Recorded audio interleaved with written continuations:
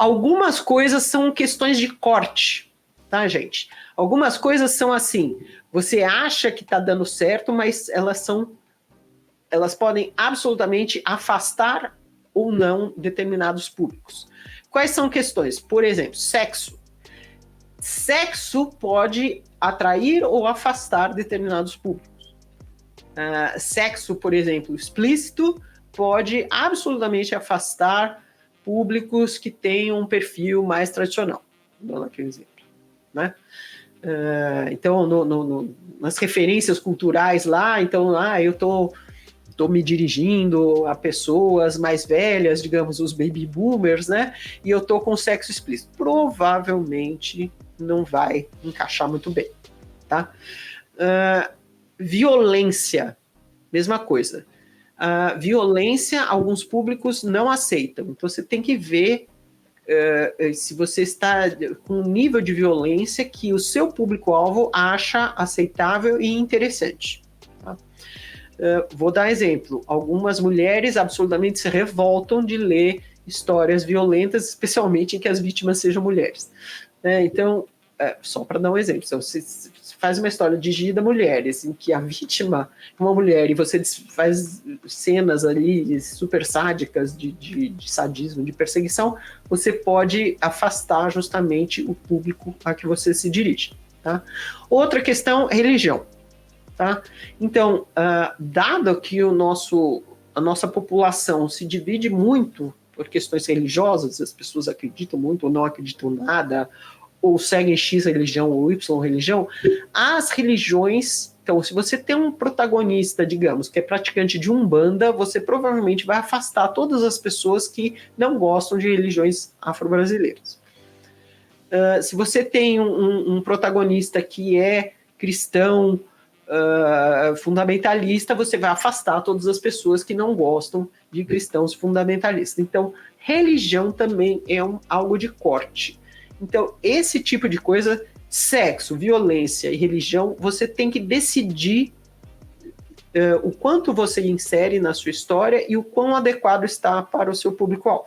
No meu ponto de vista, eu consideraria que um bom público-alvo para o meu livro seria misto, com faixa etária entre 30 e 45, porém tenho a impressão que na prática será bem diferente. Aí você precisaria dar mais informações do seu livro, que é difícil saber.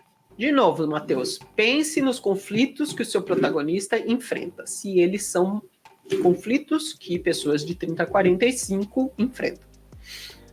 E o Ítalo Braga, as pessoas de 30 anos hoje estão sofrendo com falta de emprego, apocalipse climático, aluguel alto, qualquer casa pequena hoje custa 400 mil. Quem tinha 30 anos em 1980 não sabe o que é isso. É verdade. Cara, eu vou contar uma coisa para você. Há uns 20 anos atrás, eu queria comprar uma casa aqui perto de onde eu moro, né? Mas eu não tinha dinheiro. Era uma casa velha num terreno lá. Aqui em São Paulo, devia ter aí por volta de um terreninho de uns 60 metros quadrados, algo assim. Custava 60 mil reais. Hoje... Para mim era uma fortuna inalcançável naquela época. Hoje em dia, aquela mesma casa deve estar uns 800 mil. Compraram na época já construíram um sobrado lá. Hoje deve estar uns 800 mil fácil. Pois é. É isso mesmo. E exatamente, e o perfil, Ítalo, quando você vê uma pessoa que é isso, está pagando um aluguel altíssimo, morando num centro urbano, muito agitado e não sei o quê, qual é a cabeça que ela tem? Quais são as preocupações que ela tem? Então essa pessoa vai procurar na ficção algo que reflita os seus problemas, né? As suas preocupações, os seus anseios. É isso que é legal a gente entender para falar perfeitamente com aquela pessoa.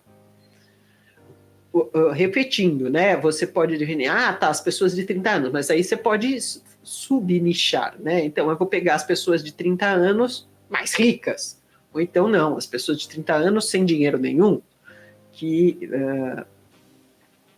sei lá, vivem em repúblicas, juntos com os amigos, porque não tem dinheiro. Você pode nichar, e se você conhece o público, não está inventando, tá tudo certo, porque a sua chance de falar com aquele público aumenta muito. O que você faz da sua vida, Laura? Ah, sim, eu sou além de discordar de mim.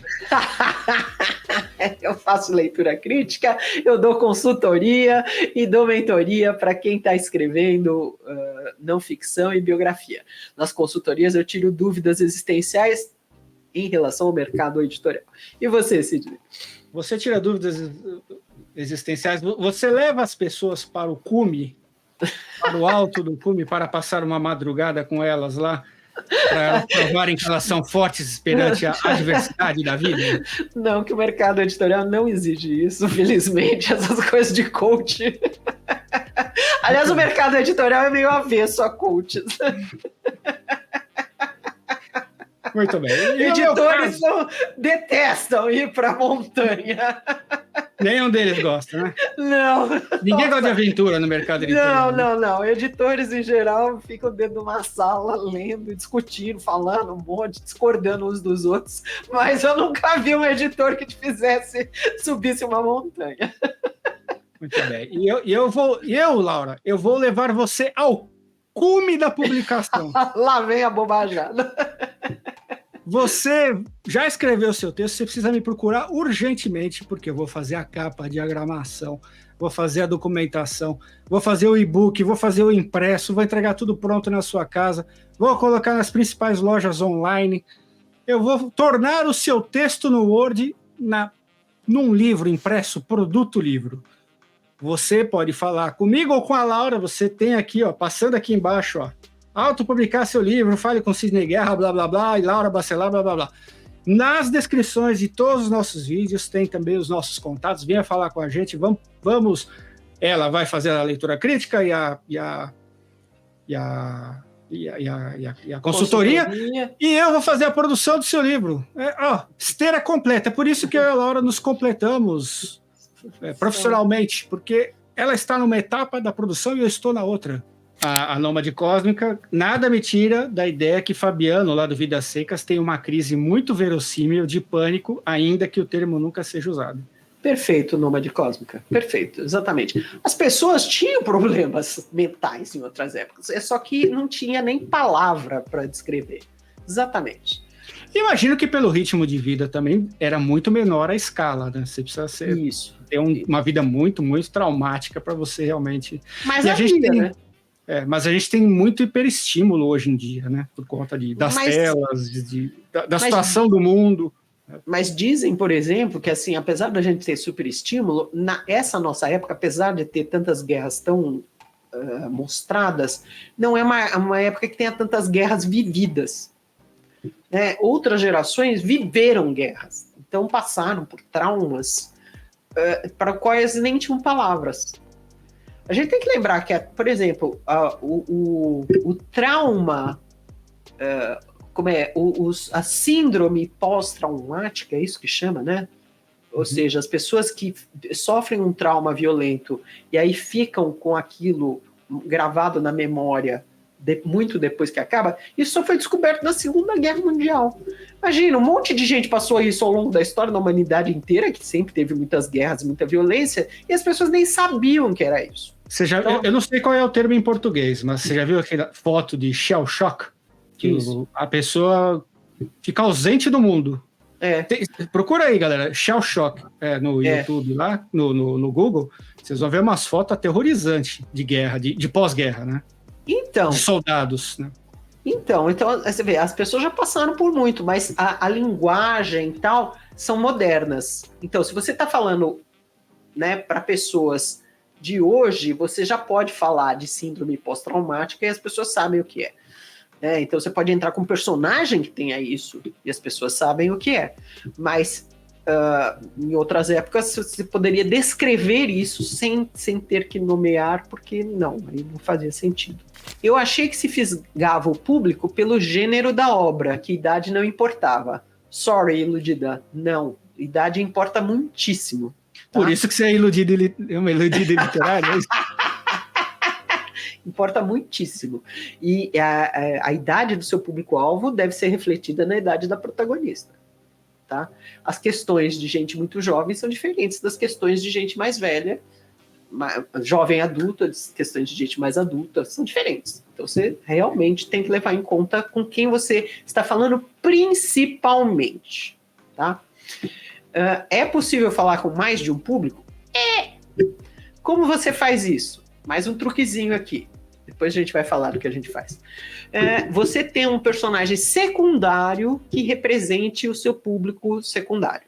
Então você pode dizer, eu estou me dirigindo ao público de pessoas de 20 anos. Tá. Mas eu quero também falar com as pessoas de 30.